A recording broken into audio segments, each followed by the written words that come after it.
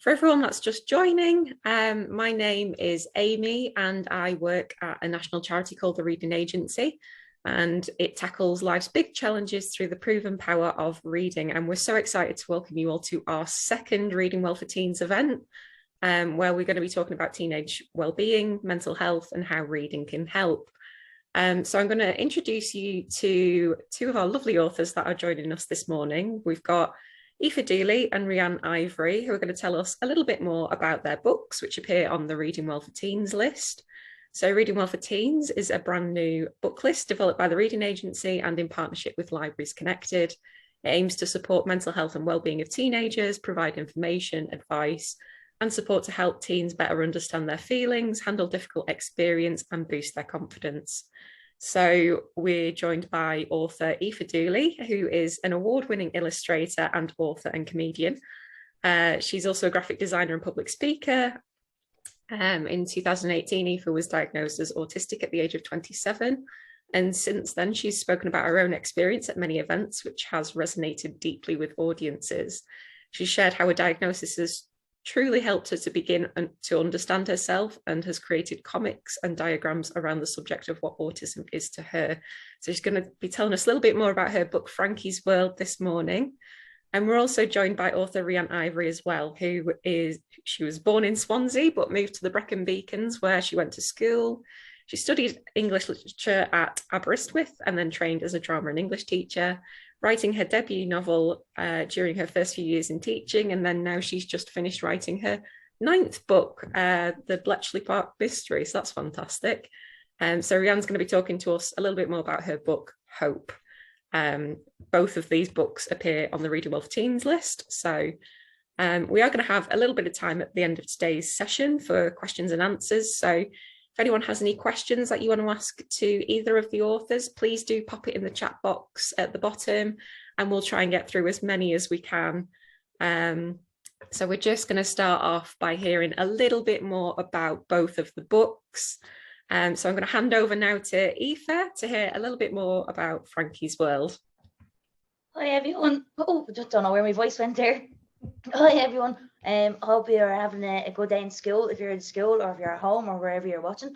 And I'm the author and illustrator of Frankie's World, and it's a graphic novel loosely based on my own life, about a girl called Frankie, and she basically feels like an alien. She doesn't know why she's different, but she feels so different to everyone else in her class, and she's basically trying to understand why and figure out why. And from the help with her best friend Sam and Rebecca, they go on an adventure to try and find her dad, because she feels like, well, if I'm an alien, maybe my dad is too. So she tries to find him basically to try and get some answers as to why she's so different. But I won't give away any spoilers just in case you haven't read it. But that's basically the gist of the story. And I'll just show you a few pages from inside. I'm not going to do a reading from this because I think it'd be easier for you guys to probably read this, because I can't really show the pictures. But I will tell you a bit more about how I created it. So basically, I'd never done a graphic novel before. I always worked in comics, and they were like really small kind of like panels, like it'd be like 2 or 3 pages. So this is a bit more, as you can see, and it was a bit scary to do because I'd never done anything like that before. But I think it's important to try new things and see how you get on, because you could surprise yourself and actually end up like going, no, I actually really enjoy this and I'm good at this. And basically what I did first was I wrote out a script, and I kind of put everything, like I broke everything down, and I kind of played it in my head almost like a movie, as what way it was going to go. Wrote out a script, and then I used the script then to draw up the panels.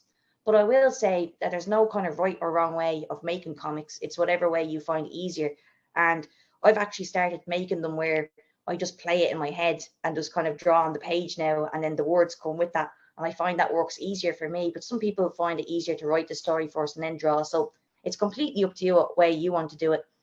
And I think that there's a section in the back of the book as well where I talk a bit about autism, because obviously, as Amy said, I was diagnosed at 27, and I wanted to write Frankie's World because it was important to me, because I wanted kids who are like me and kids who aren't to find someone that they could relate to in the book, and just to show that even though we all are different, we're kind of very much the same in the same way as well. Like, and it's kind of a book about you know, talking to people and kind of being open and not judging people and being kind. And that's what Frankie's world is to me. And I think it's to a few other people too. So I think that's probably, without like waffling on, I think that's the gist of it there. I hope that's okay. Thanks, Aoife. I think that's a really fab explanation of Frankie's world. It is a fabulous book, and the characters are so relatable in it. So thank you for that. I'm going to go over to Rhian now, if you want to give us a little bit from Hope. Yep, sure. So my novel is called Hope, and I wrote it when I was trying to finish editing another book, The Boy Who Drew the Future, and I was nearly done with my edits, and this voice just kept appearing and whispering in my ear, and it was a really angry teenage girl, and I didn't know, you know, who she was and why she was bothering me when I was trying to finish editing a different book, and she just wouldn't go away. So I had to pause editing my book, and I wrote this opening scene and just sort of got it out, and then went back to editing the other book. And so when I finished editing The Boy Who Drew the Future, I thought, let's go back to that opening page I wrote. And it's pretty much exactly the same as it is in the finished version of Hope. I think I've got shiny light on that. I think you see it there. So I'm going to read some of that opening chapter to you now. Essentially, it's about a young girl who has always wanted to be an actress. And a bit like lots of students I meet when I do school events, a lot of students have one idea of something they want to do. And often it might be a footballer, they might want to be a singer, they might want to be a YouTuber, they might want to be an actor, whatever it is, a gamer. And they often don't have a plan B. And I just kept meeting students and saying, that sounds amazing. If that works out for you, brilliant. What happens if it doesn't, though? And so many of the students I was teaching myself were saying, well, I don't know. And I remember thinking that'd be really interesting to explore, someone who doesn't have a plan B. And in fact, on the back of the book, it says, plan Bs are for people who fail. I just never, not once, not even for a tiny moment, thought that I would need one. And this is essentially about a girl who has to come up with a plan B because her plan A fails. So I'm just going to read a little bit from the opening scene. And every chapter's got a snow globe above it, which becomes quite important later in the book. Okay. I climb up and lean over the ferry rail, looking down into the grim grey sea. I've ruined everything. Do you want to smoke? Someone asks behind me. A he someone. I shut my eyes tight and pray he'll walk away. I smell tobacco, strong but sweet, and try not to breathe it in. I keep my eyes closed. If he can't see me, he'll stop bothering me, but he leans against the railing I'm standing on and it shakes. I won't say it can't be all that bad, because clearly it is, right? His accent's very strong, Irish. I open my eyes a little. Snot is dripping onto my top lip. Do you want to talk? He asks. He's been watching me, but I don't know what he's seen or heard. He takes a final drag and grinds his cigarette into the deck with his boot. As he pushes away from the railing, it shudders violently and my feet slip. He grabs my denim jacket. He holds on so tight that I can't breathe. When he lets me go, I drop back hard onto the deck. I'm winded. You want to tell me what all the shouting and swearing's about? He asks, pulling me up. I try to push him away, but I can't stand up straight. I end up leaning against him. Despite myself, he's warm and smells funny. No, I spit out the word. No, I don't want to tell this strange boy that I failed my drama college audition. I definitely don't want to tell him why this failure is worse than all the others, because of Dad. Oh, I'll guess then, will I? The boy pulls me into an alcove, tucked out of the way of the rain, and he wraps his leather jacket around my shoulders. It stinks of smoke. I shrug it off. He puts it back on. I give up. I'm only after keeping you dry and warm. The state of you, you're shaking. He lights up another cigarette. He offers it to me. I take it, although I've no idea why. I hold it, letting the heat sear into my skin. I consider throwing it into the sea, but I don't have the energy. All right then, let me guess. You split up with your fella. A noise comes out of me like a snort and a laugh. I hope it conveys what an arse I think he is. This has nothing to do with boys. There's no point trying to tell him what it's about, because even I don't understand it. Hang on. You've not run away from home, have you? Seriously now. He leans forward, looking properly worried, taking in my damp clothes and messy hair. I shake my head. but he won't stop staring at me with concern for the crazy girl. I don't want to see his face anymore. Ah, here, sorry now. I was just trying to distract you, to cheer you up, like. He finishes his joint and flicks it away from us. The wind sends it rolling over the deck and into the sea. Look it, I'm Riley Santiago, and I wasn't stalking you. I'm scared if you think that.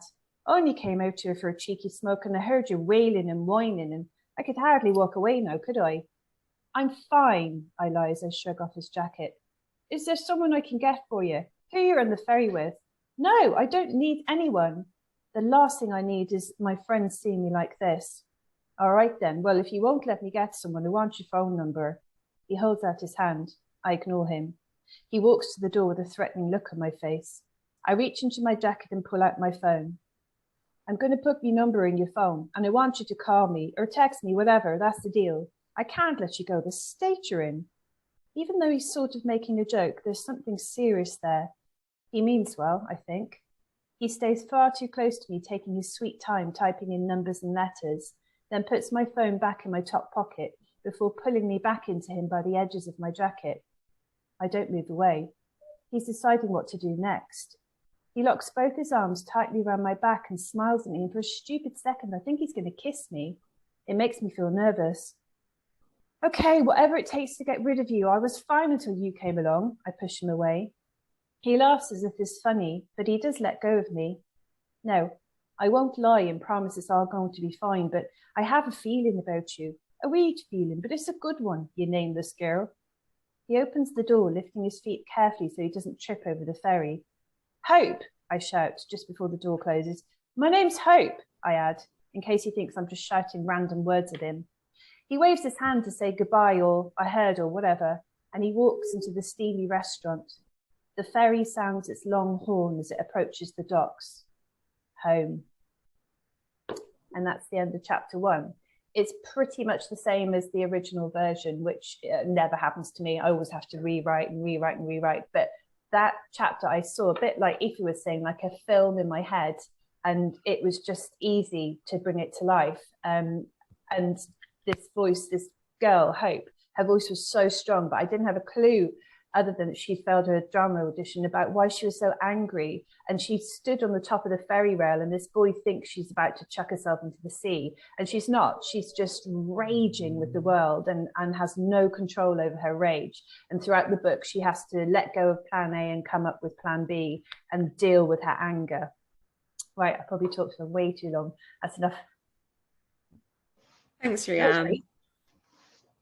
It was fantastic, and it's such a pivotal point in the book as well that you keep pulling the story back to that pivotal point throughout the book. And Riley, obviously, without spoilers, he does go on a bit of a journey with Hope, and their relationship kind of develops as the book goes on. You've already kind of mentioned that you've had this kind of voice of hope that just kind of came to you, but I just wanted to ask you a little bit more about your kind of processes for maybe the other characters in the book and like the themes that you cover, because obviously there are a lot of themes that come out in Hope, especially around well-being and mental health. So yeah, just what your process is around that. And did you kind of have a Riley voice talking to you, or like a Callie voice talking to you, or did they just kind of come along organically? The Riley voice was there from the beginning, probably in a dodgy Irish accent, but his voice and his personality were really clear, as were Hope's, and I felt like most of the novel hinges around them. And then Hope's Italian grandfather Nonno felt like a real person, and I had a really close relationship with my Welsh granddad, and the key is Welsh for granddad, and I couldn't say it, and the word I came up with is Dio. And he was just such a lovely, interesting man. And a lot of my relationship with my grandfather is definitely in the book with Hope and her nonno, her Italian grandfather. And so that was very easy to write about. So although I'm not Hope, and Hope is an entirely made up character, I definitely could strongly relate to being a teenager, and I did want to be an actress, and I did go for auditions, and I didn't get in. But I also knew I loved books and reading, so I went and studied English literature. So I was fine. That was my plan B. But I just kept coming back to, this sense of, what do you do if everything you spent your life planning for, thinking about, giving all of your time up towards, just evaporates in a heartbeat. And that just sends her reeling. And in addition to that, she's dealing with awful periods, and her friends seem to all manage. They all have like mild mood swings, and they can take some paracetamol and then they're okay. Hot water bottle, chocolate, talk to their friends, feel moody for a couple of days, but then it goes. Whereas for Hope, it dominates her life, and her mood swings become so severe that in one scene she completely trashes her room, but then has no recollection of doing it, and it's almost like an out-of-body experience. And I was researching hormones and mental health and moods and depression and all of the issues around that, and spent so much time researching the information and finding it fascinating. And then I came across PMDD, which I'd never heard of, which is premenstrual dysphoric disorder. And apparently 1 in 8 people who have periods end up having PMDD, and they may not talk about it because they're ashamed, because their emotions are so extreme. They feel like everyone else is managing, and they can't possibly say how they're feeling because it would sound melodramatic. And then I found out that there are so many charities that help people who might have PMDD, and that the more you talk about whatever it is that you're going through, whether you have periods or not, just your moods and your mental health, the more chances there will be that somebody else might feel the same as you, or someone might know someone who can help you, or there might be a book that can help you, which is definitely my go-to. If I ever have any problems in life, of which there are many, I always turn to books, and always have. And I know that's not the route for everybody, but I think this book, Hope, the title is everything, and her name is everything. Even when she's in her absolute darkest days and feels like she's got nothing to live for, and there's no hope for her, she manages to find another way. She pushes herself on. She has support from a nurse in a hospital. She makes new friends. Each day something changes, even if it's microscopic, that manages to pull her forward into the next day. And I just felt like that was such an important feeling to explore. And it's not just her that feels like that. So to her, she thinks everyone else is perfect, and that her best friend is gorgeous and is doing well at college, and whoever she has a crush on feels the same way, and she's got the perfect family life. And that's absolutely not the case whatsoever. And what the main character realizes is that everybody's living some version of a false life almost. There's definite pressure with social media to have this sort of perfect Instagram grid and whatever other social media you use. And she realizes that life isn't like that, and everybody's dealing with their own levels or versions of difficulties, and it just opens up her eyes. And when she ends up going to work in the hospital, she sees people who are struggling either with physical difficulties. It might be a burns victim, or somebody who's struggling with diabetes and they're on a dialysis machine, and she just takes the blinkers off, and she's just able to have a little look around her and see that there's more going on in the world than she had first thought. And I can remember when I was a teenager, like, I was the main character of every scenario on the planet, and that's just how you are, because your empathy part of your brain hasn't fully developed yet. And Hope, I think, is a realistic teenager in that she is the main character, and she sees the world through her own lens.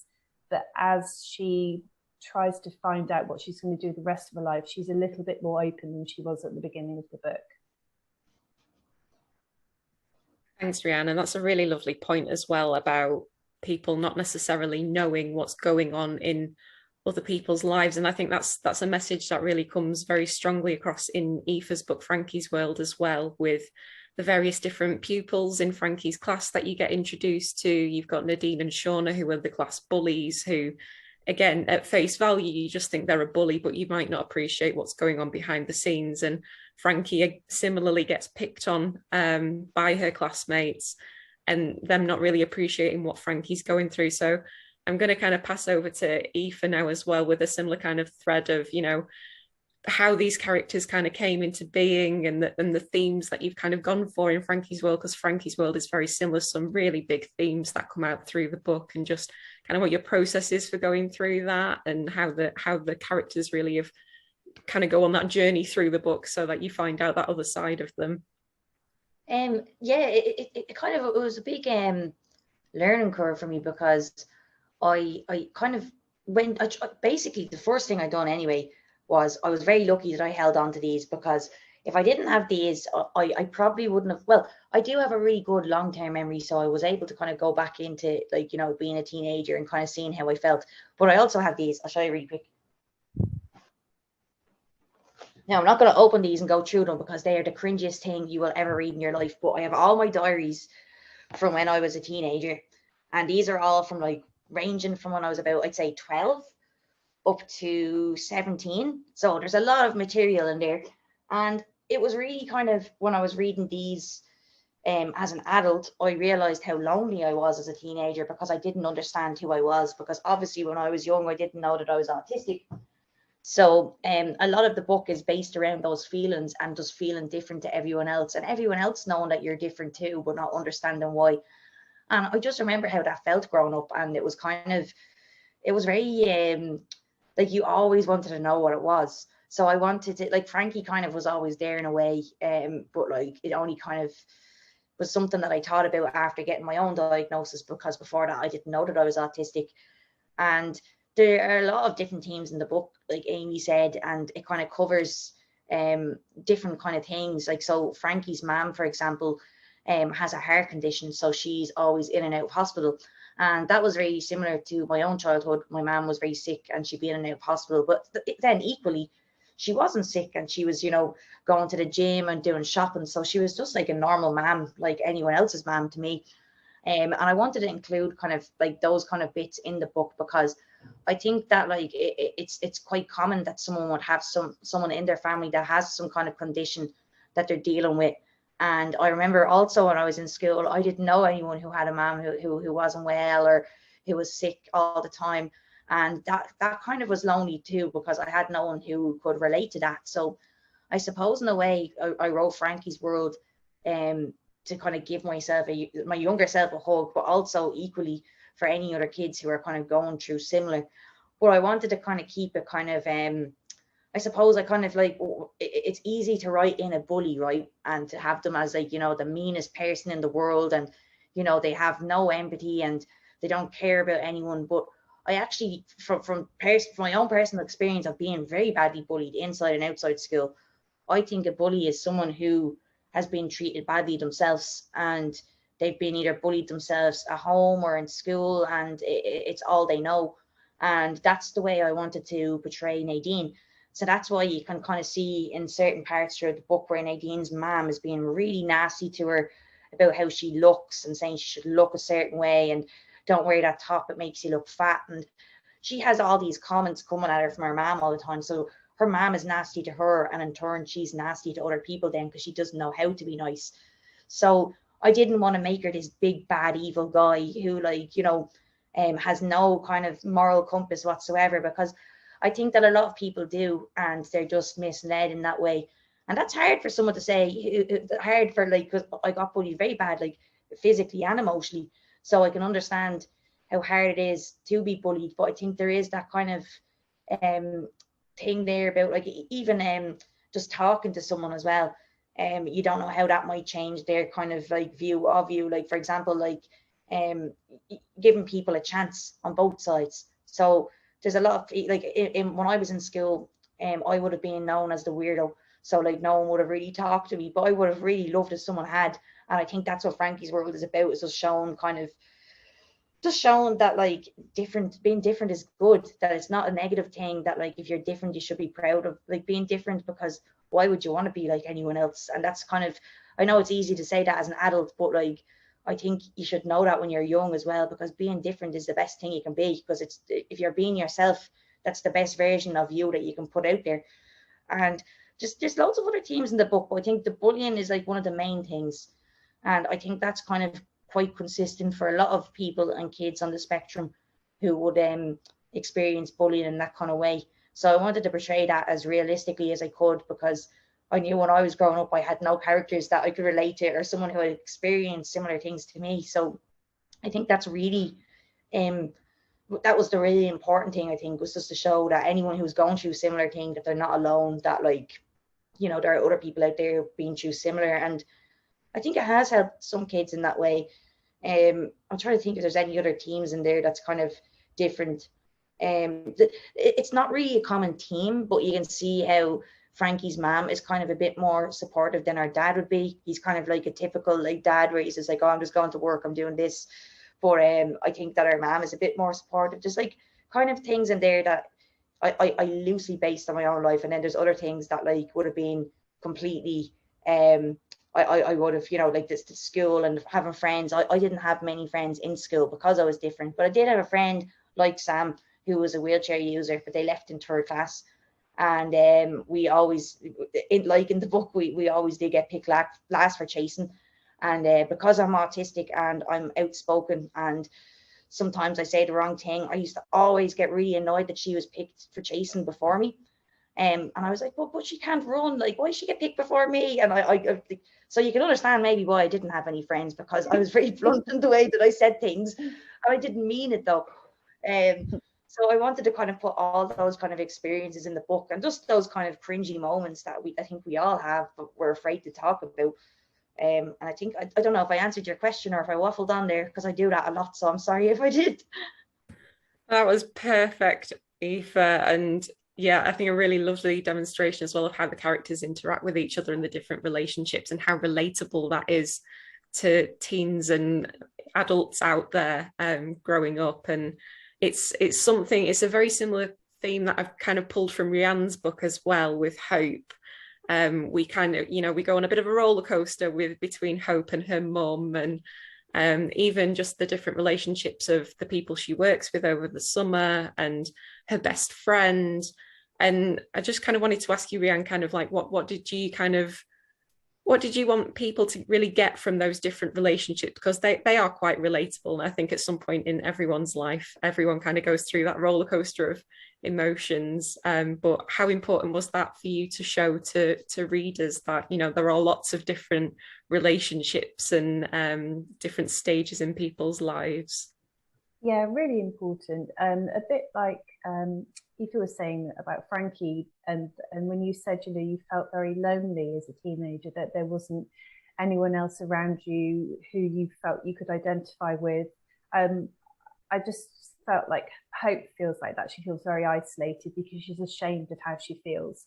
And when she does go to work in the hospital, she's probably the only teenager there working. So her mum runs Singing Medicine, which is a charity who go into hospital and spend 10 minutes with a patient, and they sing with them, or they might play instruments, or they might just talk to them and try and alleviate the boredom. So if you've ever been in hospital, anyone listening, you know how boring it can be. And the nurses, you know, are busy doing their job. They don't have the time necessarily to sit and chat. So Hope is there to sort of shadow her mum, really. But the last person she wants to spend any time with is her mum. They're arguing a lot. She doesn't feel like her mum sees her properly or understands any of her feelings. And Hope is trying to work out who she is and where she fits into the world. And essentially, she feels she doesn't fit. But in hospital, she meets so many different people. And I think when you're going to school and you're really at home or at school, your world is a small world. And for Hope, she needs her world to be expanded. And when she goes into hospital, she meets other adults who aren't her mum, who aren't her grandfather, and she is able to have different relationships with them, because there isn't that sort of clash that you might have sometimes with your family members, or that closeness.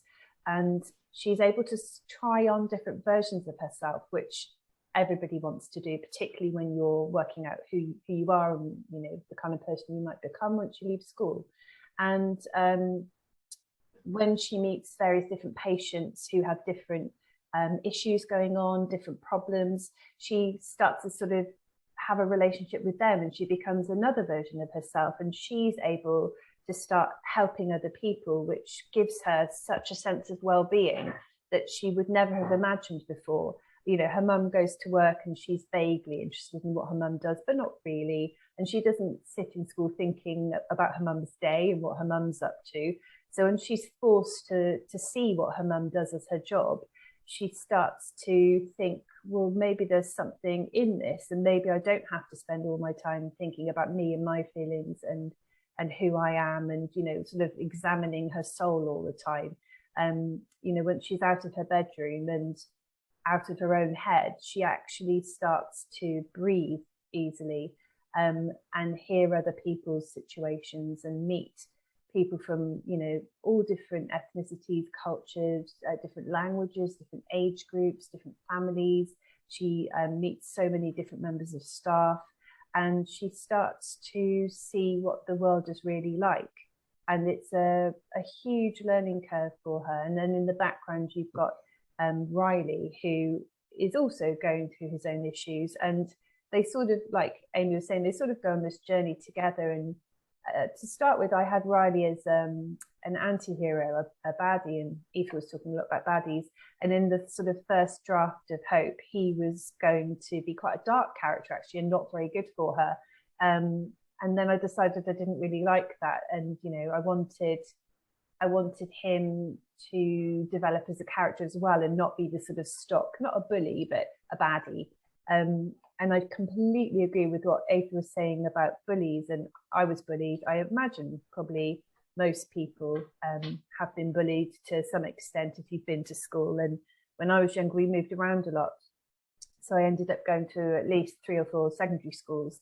And being the new girl is not fun. And having to make friends in like year 10, I moved. So, you know, everyone's pretty settled by year 10. And you kind of reinvent yourself. You kind of aren't the same person you were in the last school, and that's kind of exhausting. And I felt like Hope had a little bit of that in the hospital. You know, she doesn't know anyone, so she's got to make more of an effort.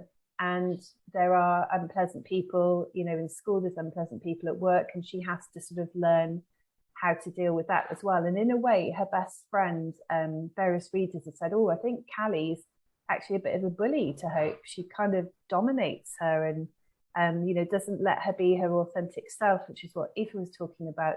And I think through some of the characters, I hope I've explored not necessarily bullies and baddies, but people who might be more controlling than they ought to be, and very much lacking empathy. And I really wanted Hope to develop her empathy. And I feel by the end of the novel, she's definitely getting there. And it's because of all of those relationship journeys, if you like, that she's been on, that she's able to understand people a little bit better. And then, of course, she starts to understand herself. And when she stops fighting who she is, a bit like Aoife, and she lets herself be her authentic self, she's much happier, because it is exhausting pretending to be someone you're not. Absolutely draining. I have a lot of students who are autistic and have ADHD and other extra learning needs, and it's so hard not allowing yourself to be who you are. And you can't always in school because you want to fit in. It's really challenging time. And I wanted readers to be able to see themselves in Hope and have their own reality reflected back to them. Just like Aoife, I think it's such an important thing that you've done with Frankie's World. It's really good. Thank you, Rhian. I think that brings us really lovely to my next point as well, in just that in both stories, obviously both main characters kind of go on their own almost journey of healing with their, you know, with their mental well-being, and just kind of the journey of, you know, finding that authentic self. And they do that through getting the support of others. Like with Hope, she's initially very isolated, like you were saying, Rhian, but then, you know, through her relationship with someone she works with over the summer, and, you know, advice that she gets from her, she, you know, gets the courage to go to the GP to find out about her, if she does have a medical condition. And the same with Frankie's World as well. Frankie, you know, raises her concerns with her best friends Sam and Rebecca, and it's through that kind of friendship that they come up with a plan of action, and they, you know, they put those things in place to kind of find out that missing piece of Frankie. So I'll come to you, Aoife, first, but just how important is it for people to talk to other people and get that help if they are struggling maybe on their own or with their well-being? How important is it to talk to other people? I think it's like massively important to talk to other people about how you're feeling, and someone who you trust as well. I think that's important too, and someone who you feel comfortable with. I think just the power of talking in itself when you're not feeling good, it can be just a massive help, like just to kind of get something off your chest. Because I feel like, I don't know about anyone else, but I don't know if it's a teenager thing, but or if it's just kind of an individual thing. But I remember when I was a teenager, my mom used to always give out to me for bottling things up. I don't know if that's a phrase still used, where you just bottle up your feelings, you don't talk about them. And that's not good, because the more you do that, the more it builds up, because it's going to have to come out at some stage, and then the bottle's just going to crack, and it's, you know, it's going to explode then. So I think it's better to kind of talk to, not actually explode, but you know what I mean? You know, if you leave things go for too long, it's going to build up, and you're going to be very upset then. I think it's important to talk, to kind of get that out and just get it, like, that weight off your shoulders as well, whatever is worrying you. And I think whether that be a teacher, a parent, a friend, a neighbor, whoever you trust and you feel comfortable talking with, it should be that person as well. I definitely recommend that, because I've definitely talked to people as a teenager as well, growing up, who I didn't really feel comfortable around, and I could, like Rhian, I couldn't be myself, and that, you know, that didn't help me though, because I couldn't be myself and I couldn't be honest with them. So I think it's very important that it's someone who you feel comfortable with and you can be honest with and be yourself around. That's, I think, yeah, the most important thing. But yeah, it's very important to talk about how you're feeling. Thanks, Aoife, and the same to you, Rhian. With obviously the journey that Hope goes on, how important is it that she talked to other people and got that help? Yeah, vital. And you know, she definitely wishes she talked to someone sooner, but she's so ashamed of her own behaviour, and you know, the way she has no control over her temper. The tiniest thing can set her off, and it's exactly what Aoife was just saying. This pressure is built inside her, and she has bottled up her feelings, like about her dad and the situation there. And then obviously she has no control over her hormones, and she's going through this like massive cycle of unexpectedness every month, and it hits her every month. She's forgotten how bad it is, and so she's just like stuck on repeat, and it's a horrible position for her to be in, and she isolates herself. So finally, when she does meet someone who does feel the same as her and who has been through this, it's like someone sticking a pin in a balloon. You know, it releases all of that pressure, and she starts to feel human. She doesn't feel like an alien anymore. She doesn't feel like the oddest person on the planet or the angriest girl in her school. And I remember feeling a lot like Hope did, and you know, not really understanding my own body and not understanding my head and where I was at, and bottling it all up. And I kept diaries as well, but I burnt mine. I burnt all my teenage diaries because I didn't want anyone to ever find them. And I had this massive crush on someone at school, and I wrote a lot about my feelings, like very uncensored writing. And yeah, I just thought, someone's going to find these and I'm going to die. So I burnt them. And now I regret it, because as a writer, my God, they would be so useful. Well, it's 50-50. It's not a good thing, it's not a bad thing either, because at least no one did read it. My mom found mine once. That was a bad day. That was my fear, that my mum would find them. That was a bad day. I was actually in London visiting my auntie, and she goes, "You're getting on a plane right now and you're coming home." And I sat in the plane going home all the way to Dublin. That's a hideous feeling. I'm going to be grounded forever. So it's actually a miracle that I didn't burn mine after that, because she never found it. Jeez, I can't imagine. That's a horrendous feeling. I bet you felt like you were puke all the way home. Oh God, never again, never again.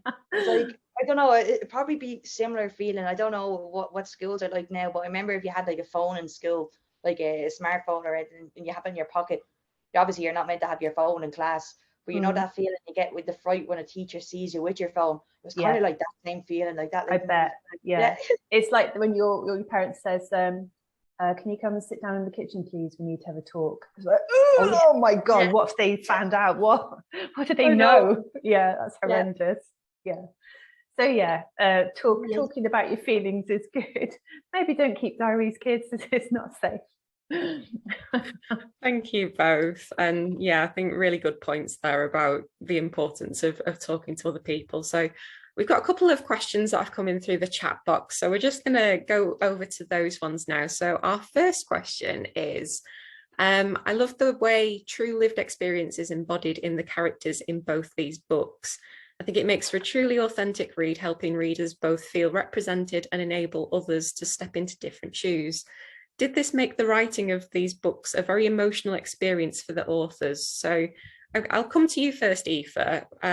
What did you kind of feel in the journey of writing Frankie's World? Was it quite an emotional experience? It really was. And it's something that I wouldn't have anticipated going into it, because I didn't think writing about stuff like and things that I experienced would affect me in such a way. And I actually started to go to counselling alongside writing the book, because it actually changed my life in a way. Because when I was writing it, I was talking about all the bullying, and I just thought, as an adult, as we're talking about talking to people, as an adult, I just grown up, and even though I'd been really badly bullied, I'd never talked about it. And I just assumed, because I was an adult, that, like, I'm older now, I don't have to deal with that, I'm fine, that's in the past. But no, it did have a massive impact in my life and how I interact with people, how people interact with me, how I see myself. It kind of affected every aspect of my life. So writing about these kind of experiences again brought all that back up. So it was very emotional writing about it, and just to kind of get that kind of piece of me across too, because I wanted it to be realistic in that way. So it was very hard to write certain parts of it, like even with Frankie's mom when she's in ICU, like that was a common occurrence. Like when I was growing up, I'd be in school or I'd be out somewhere and I'd find out my mom was in hospital. So those kind of bits were hard to write as well.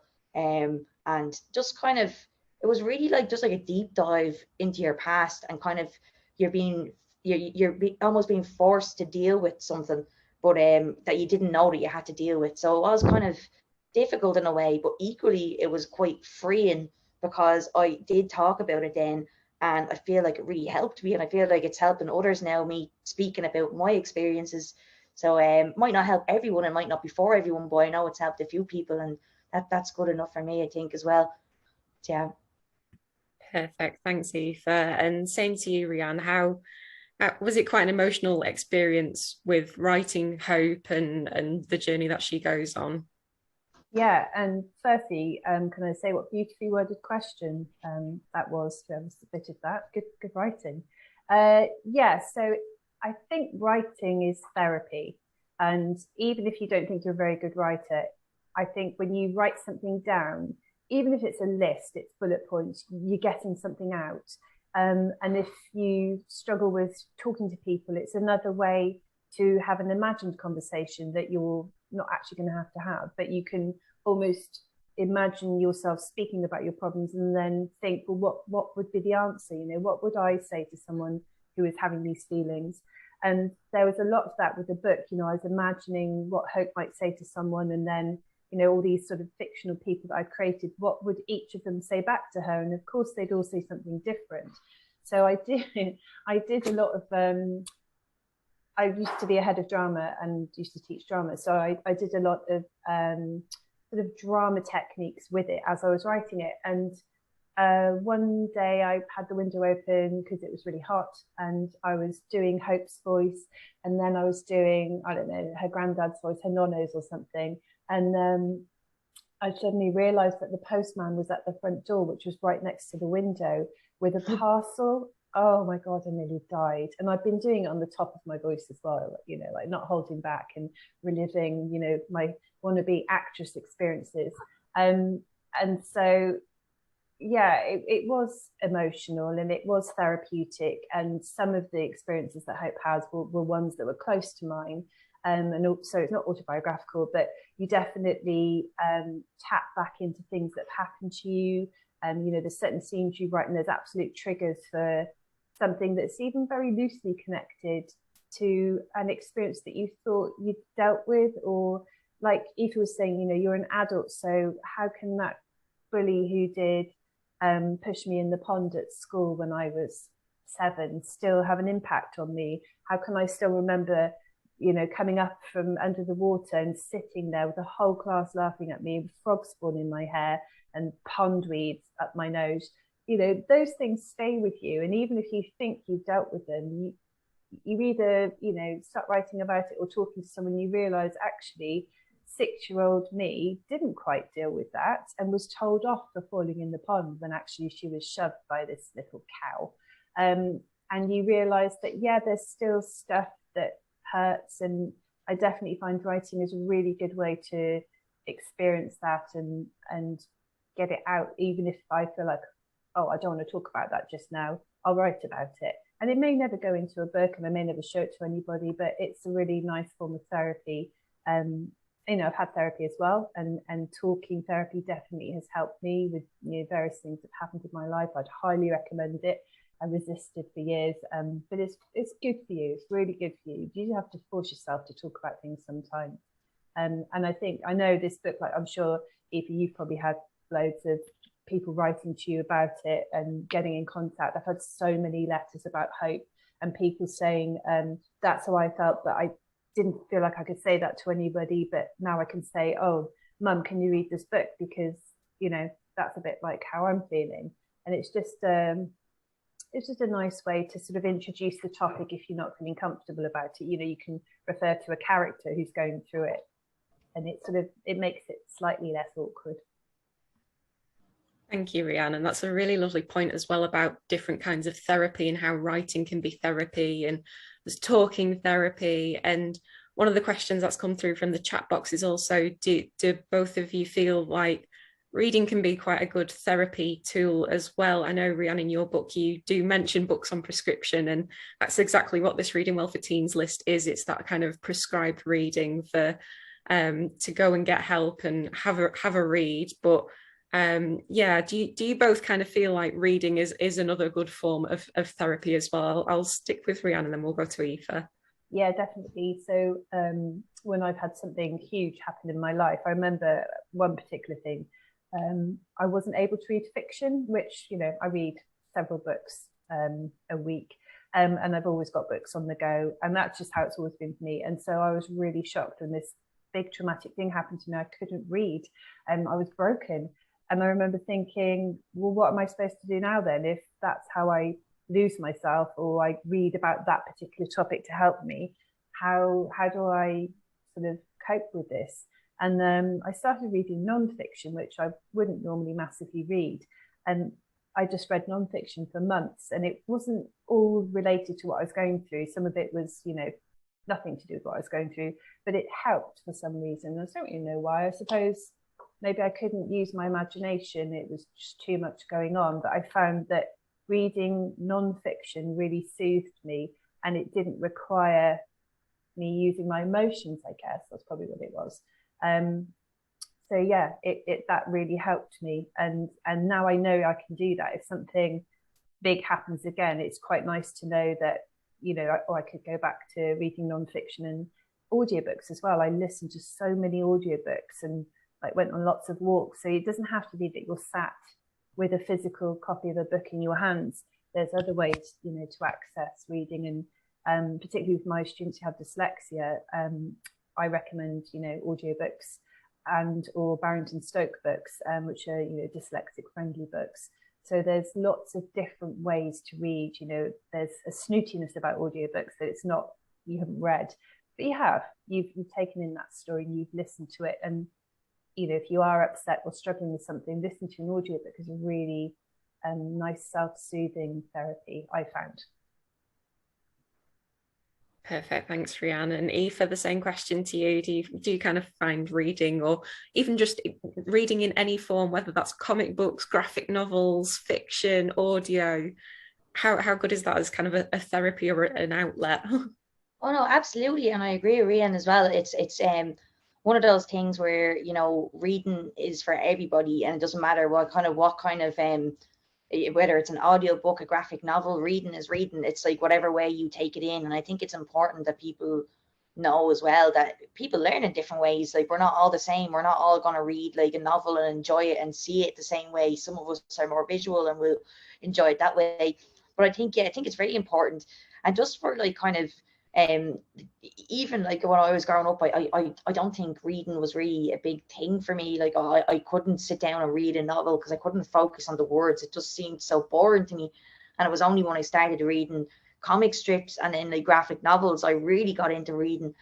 And I think it's just really important because it just for a way to kind of just for me it was like definitely a way to escape reality and kind of just like get stuck into something. But it was always a surprise then, like just like when I actually finished reading an actual book, because I found it hard to focus on the words, and it was only really like with graphic novels that I kind of flew through them. And it's just that kind of sense of what's the word, just a sense of accomplishment when you have finished a book, I think is really important. And I think everyone should feel that, because I didn't really feel that much growing up as a kid, and it's only now I'm feeling it more as an adult because I'm reading more and more and more and more now. And I think that's important too for confidence. But I think sorry, you're gonna have to ask that question again, because I know I'm waffling on. I absolutely know I am now. Go ahead, just ask again, just so I didn't go off track there. You've answered it perfectly. Oh, have I? It was just around reading as therapy.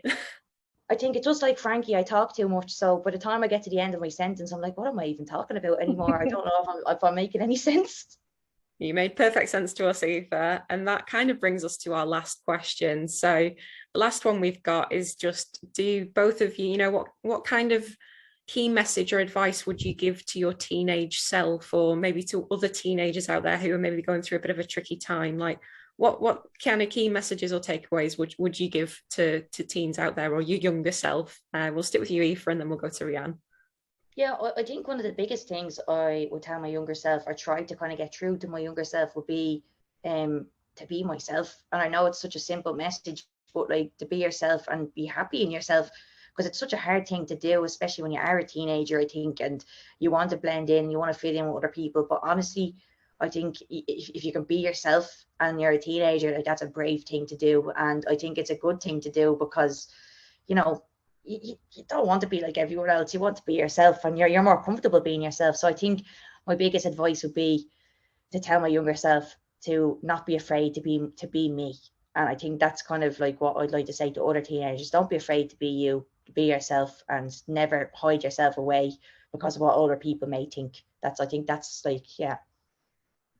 Thanks, Aoife. I think that's a perfect and very timely message as well for young people at the minute, with everything that's been going on in the last couple of years. So same to you, Rhian. What kind of advice would you give to your younger self or to teens out there?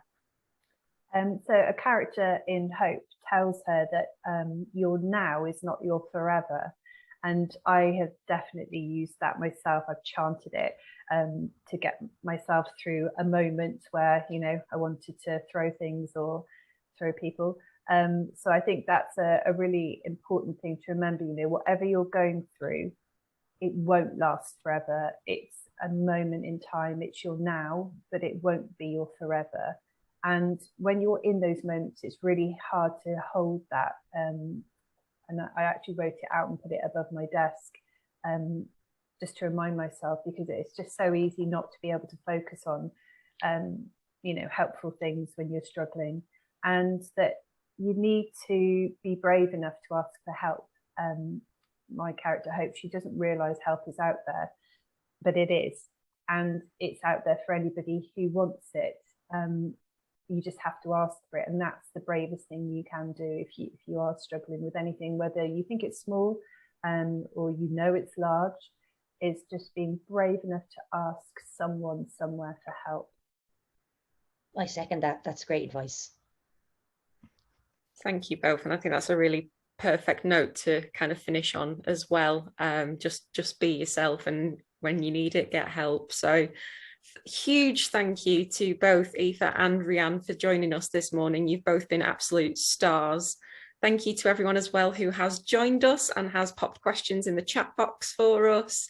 If you want to find out a little bit more about Reading Well for Teens, you can head over to our Reading Well website, which we will link to. And if you want to read Hope, or you want to read Frankie's World, they are available in public libraries across the UK. So go and get reading, everyone. And huge thank you again for everyone for attending this morning. And we'll be running another virtual event on the 1st of December. So hopefully we'll see some more of you then. But for now, I hope you all have a wonderful day, and Yeah, thank you for coming. Thanks, everyone. Thank you. Thanks for having me. Thank you.